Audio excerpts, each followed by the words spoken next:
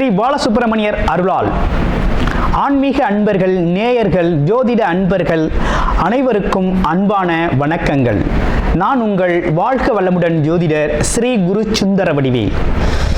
இப்போ பார்த்தீங்கன்னா 2025 நடக்க இருக்கிற தமிழ் புத்தாண்டு எப்படி இருக்குது, என்னென்ன விசேஷங்கள் இருக்குது, ஒவ்வொரு ராசிக்கும் எப்படி இருக்கும், என்ன செய்யலாம், என்ன செய்யக்கூடாது, என்ன விதமான வழிபாடுகள் செய்யணும், ஒவ்வொரு நட்சத்திரங்களுக்கும் என்ன விதமான பலன்கள் இருக்குது, இந்த ஆண்டு முழுவதும் இருக்கக்கூடிய கிரக பெயர்ச்சிகளால் ஏற்படக்கூடிய மாற்றங்கள் என்ன, வளர்ச்சி எப்படி இருக்கும், குடும்ப வாழ்க்கை எப்படி இருக்கும், சுப நிகழ்ச்சிகள் எப்படி இருக்கும், வீடு, வண்டி, வாகனம் மற்றும் அசையும் மற்றும் அசையா சொத்துக்கள் யாருக்கு அமையும், குழந்தை பாக்கியம் யாருக்கு கிடைக்கும் அப்படிங்கும் பல்வேறு விஷயங்களை பற்றி இந்த ஒரு வருடம் இருக்கக்கூடிய மொத்த பலனையும் நம்ம இந்த வீடியோ மூலமாக பார்க்க இருக்கிறோம்.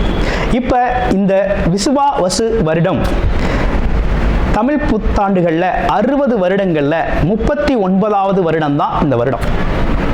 இந்த வருடம் இந்த ஆண்டு பிறக்குது. இந்த வருடத்தில் பிறக்கும் குழந்தைகள் தைரியமாக குழந்தைகளாகவும், எல்லோரையும் அனுசரித்து தெரியக்கூடிய குழந்தைகளாகவும், பண்புள்ள குழந்தைகளாகவும், அது மட்டும் இல்லாமல் தர்ம காரியங்கள், புண்ணிய காரியங்கள் ஈடுபடக்கூடிய குழந்தைகளாகவும் பிறப்பார்கள் அப்படிங்கிறது சித்தர் பாடல்களில் உள்ள ஒரு அமைப்பு.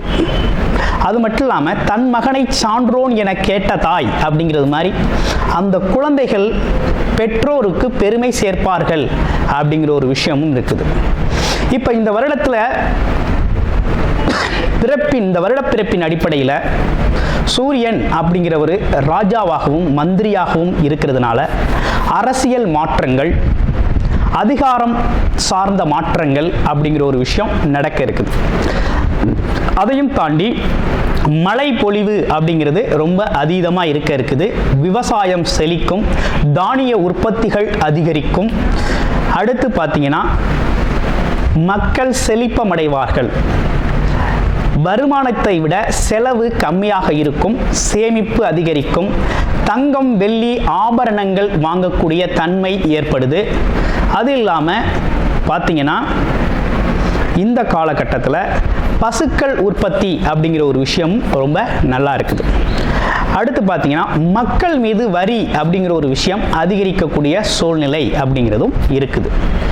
ஆக மொத்தத்தில் இந்த விசுவாவசு வருடம் அப்படிங்கிறது மற்ற வருடங்களை விட இந்த வருடத்தில் மக்களின் வளர்ச்சி அப்படிங்கிறது நல்லா இருக்கு. திரைப்படத்துறை ரொம்ப நல்லா இருக்கு. பெண்களுக்கான வளர்ச்சி, பெண்களுக்கான திட்டங்கள் அப்படிங்கிற ஒரு விஷயத்தை அரசாங்கங்கள் அதற்கான முக்கியத்துவம் கொடுக்க இருக்கிறாங்க. அந்த வகையில் அவங்களோட தனி முன்னேற்றம் அப்படிங்கிறது இந்த காலகட்டத்தில், இந்த வருடத்தில் ரொம்ப அதிகமாக இருக்கக்கூடிய அமைப்பு இருக்கு.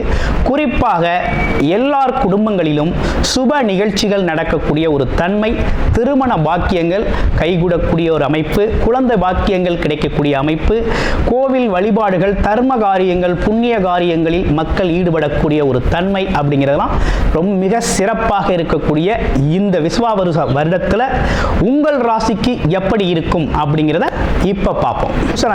பூச நட்சத்திரத்துக்கு இந்த விசுவாவசு வருடம் எவ்வாறு பயனுள்ள வகையில் அமையுது அப்படின்னா, தொழில் சார்ந்த விஷயங்களில் சிறு சிறு தாமதங்கள் இருந்தாலும் மிகப்பெரிய உயர்வை தரக்கூடிய வகையில், முன்னேற்றம் தரக்கூடிய வகையில் இந்த வருடம் அப்படிங்கிறது அமைஞ்சிருக்கு.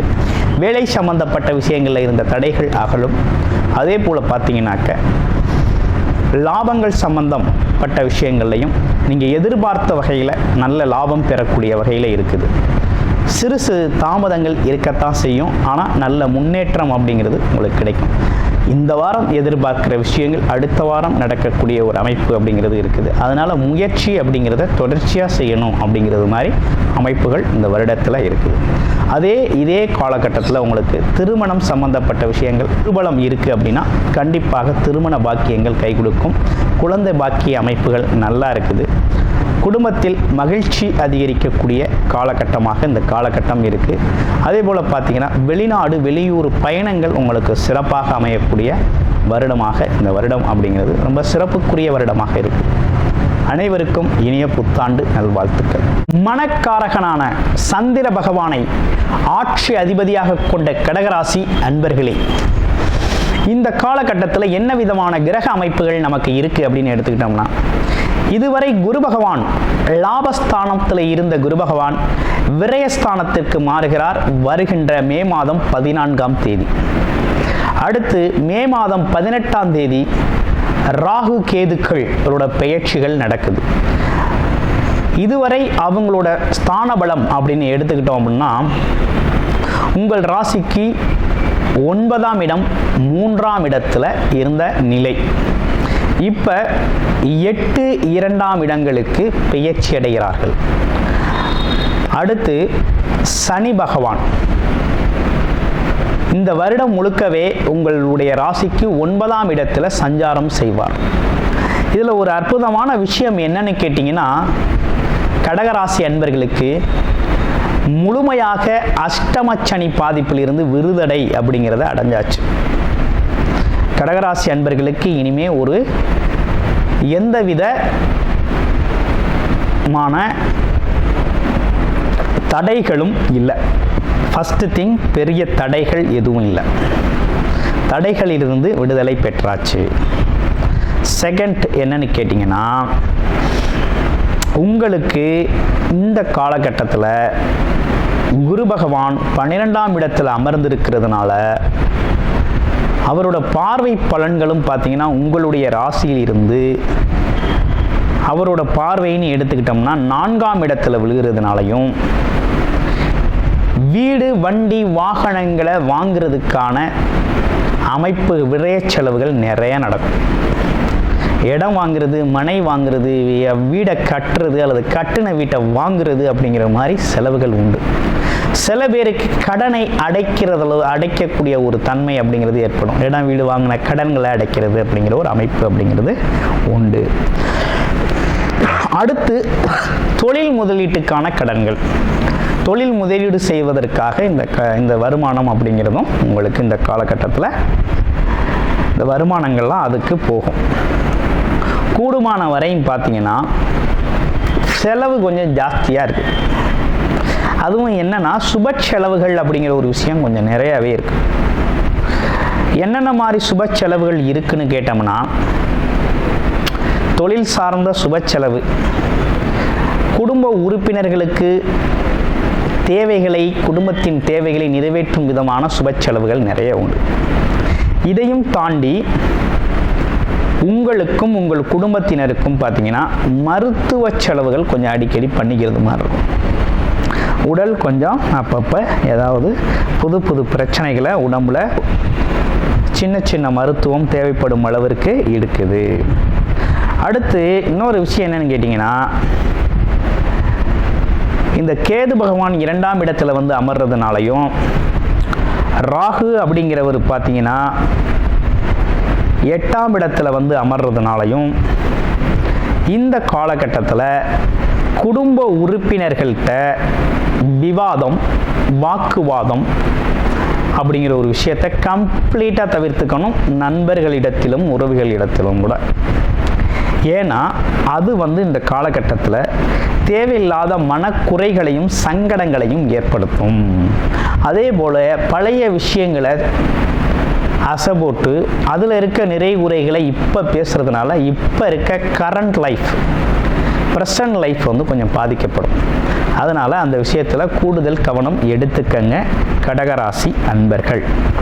உடல் ஆரோக்கியத்தில் மிகுந்த அக்கறை தேவைப்படுகின்ற வருடமாக இந்த வருடம் அப்படிங்கிறது இருக்குது. அது மட்டும் இல்லாமல் 2 சக்கர வாகனங்கள், பழைய வண்டியை வாங்குறது அப்படிங்கிறத தவிர்த்துக்கங்க. அப்புறம் இரவு நேர பயணங்கள், தனித்து பயணம் செய்கிறது அப்படிங்கிறதெல்லாம் கொஞ்சம் மாற்றம் செஞ்சுக்கிறது அப்படிங்கிறது ரொம்ப நல்லது. அப்போ இந்த வருடம் நல்லா இருக்கா நல்லா இல்லையா அப்படின்னு பார்த்தோம்னா, கடகராசி அன்பர்களை பொறுத்த வகையில் தடைகள் ஒரு பக்கம் நீங்கிட்டாலும் இன்னொரு பக்கம் என்ன நடக்குது அப்படின்னா, குடும்பம் சார்ந்த விஷயத்தில் கொஞ்சம் கூடுதல் கவனமும், நீங்கள் பேசுகிற வார்த்தைகளில் கொஞ்சம் கூடுதல் கவனமும் தேவைப்படுது. அது மட்டும் இல்லாமல் 8ஆம் இடத்துல இருக்கக்கூடிய ராகு பகவானை குரு பார்க்கறதுனால அடிக்கடி பயணம் சார்ந்த விஷயங்கள் உங்களுக்கு நிறையா இருக்கும். அடிக்கடி ஏதோ ஒரு காரணத்திற்காக வெளியூர் பயணங்கள் போகக்கூடிய ஒரு அமைப்பு இருக்குது. கடன் பிரச்சனை தீரும். எதிரிகள்லாம் கொஞ்சம் மாற்றமடைவார்கள். மனமாற்றம் ஏற்படும். ஆமாம், நோய்க்கான மருத்துவம் கிடைக்கும். உடம்பு ஆரோக்கியம், மன ஆரோக்கியத்துக்கான ஒரு சிறந்த மருத்துவம் அப்படிங்கிறது உங்களுக்கு சிறப்பானது, ஒரு நல்ல மருத்துவம் அப்படிங்கிறது கிடைக்கும்.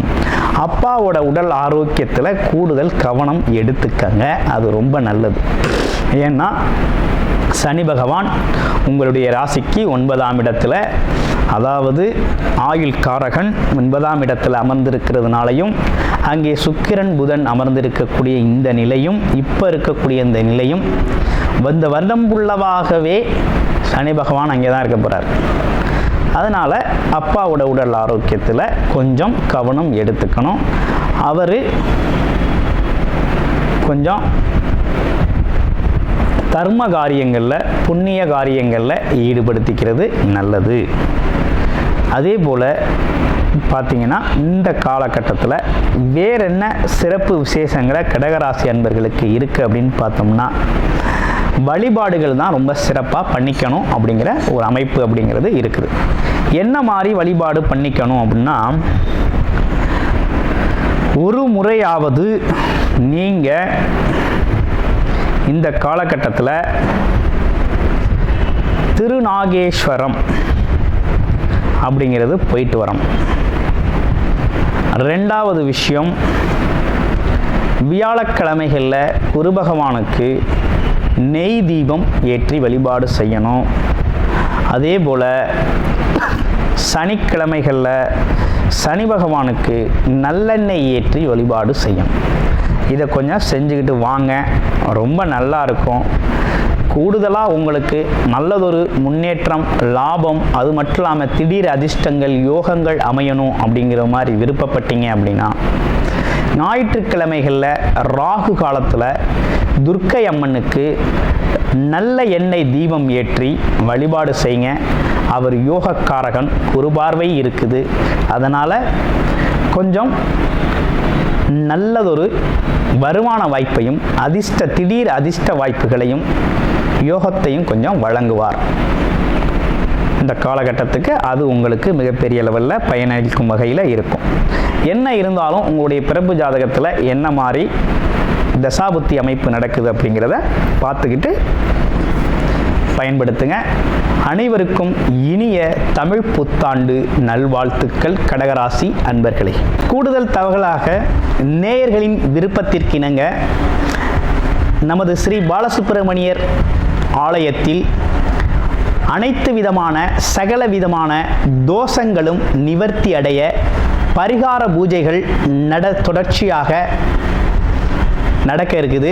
அது மட்டும் இல்லாமல் திருமண தடை, குழந்தையின்மை, தொழில் முன்னேற்றம், வேலை வாய்ப்பு கிடைத்தல், ராகு கேது தோஷங்கள் நிவர்த்தி அடைய, குலதெய்வ அருள் கிடைக்க, கடன் பிரச்சனை தீர, வாழ்வில் பணம், பொருள், செல்வாக்கு அதிகரிக்க, இப்படிப்பட்ட விஷயங்களுக்காக பல்வேறு விதமான சகல பிரச்சனைகளுக்கும் தீர்வு கிடைக்கும் வகையில் பரிகார பூஜைகள் நமது ஸ்ரீ பாலசுப்பிரமணியர் ஆலயத்தில் நேயர்களின் விருப்பத்தின் பேரில் தொடர்ச்சியாக நடக்கிறதுக்கு, உங்களுக்கு விருப்பம் இருக்கும் பட்சத்தில் டிஸ்பிளேல தர நம்பருக்கு கால் பண்ணி உங்களுக்கான பரிகார பூஜைகளை ஸ்ரீ பாலசுப்பிரமணியர் ஆலயத்தில் செய்து கொள்ளலாம். நன்றி, வணக்கம்.